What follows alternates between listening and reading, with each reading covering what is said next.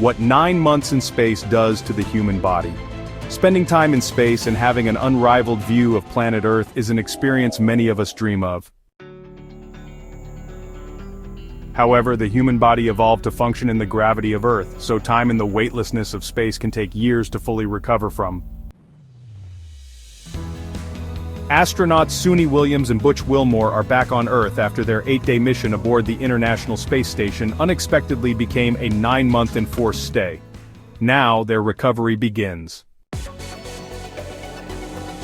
Space is by far the most extreme environment that humans have ever encountered, and we've just not evolved to handle the extreme conditions. Prof. Damien Bailey, who studies human physiology at the University of South Wales, says,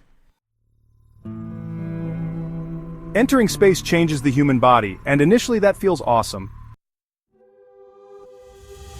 It feels like a holiday. Your heart is having an easy time, your muscles and bones are having an easy time. You're floating around the space station in this wonderful zero-gravity environment. Imagine spending weeks lounging around in bed and never having to get up. This is actually one technique scientists use to investigate the impact of zero gravity, and you start to get the picture.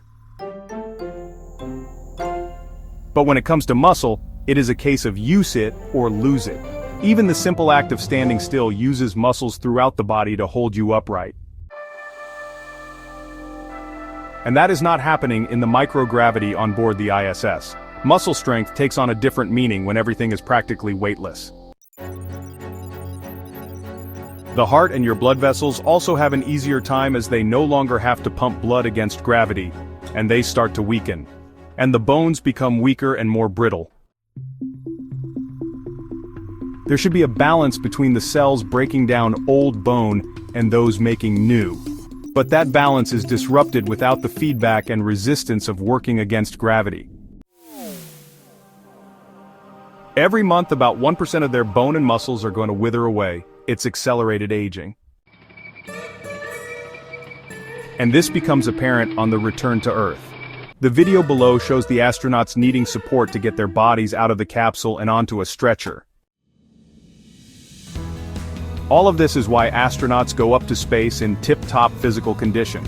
Then, their daily routine involves 2 hours of exercise, a combination of treadmill, cycling machine and weights, to maintain as much muscle and bone health as possible. And now Suni and Butch will start an intense exercise training program to regain their lost function. It will probably take them a few months to build up their muscle mass. Bone mass could take a couple of years until it recovers, but even then, there are subtle changes in the type of bone that we do rebuild after returning to Earth that may never return to completely normal. But that is just muscle and bone space changes the whole body. Even the types of good bacteria living in us, the microbiome, are altered. The fluids in the body also shift in microgravity. Instead of being pulled down towards the legs as on Earth, fluid drifts up towards the chest and face. A puffy face is one of the first noticeable changes in the body. But this can also lead to swelling in the brain and changes in the eye, including to the optic nerve retina and even the shape of the eye. And this spaceflight-associated neuroocular syndrome can lead to blurred vision and potentially irreversible damage. Microgravity also distorts the vestibular system, which is how you balance and sense which way is up. In space, there is no up, down, or sideways. It can be disorientating when you go up, and again when you return to Earth.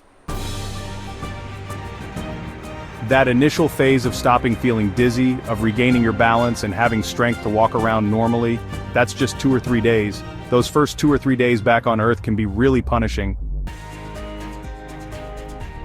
Please subscribe, comment, like, and share. Please come back for more interesting stories.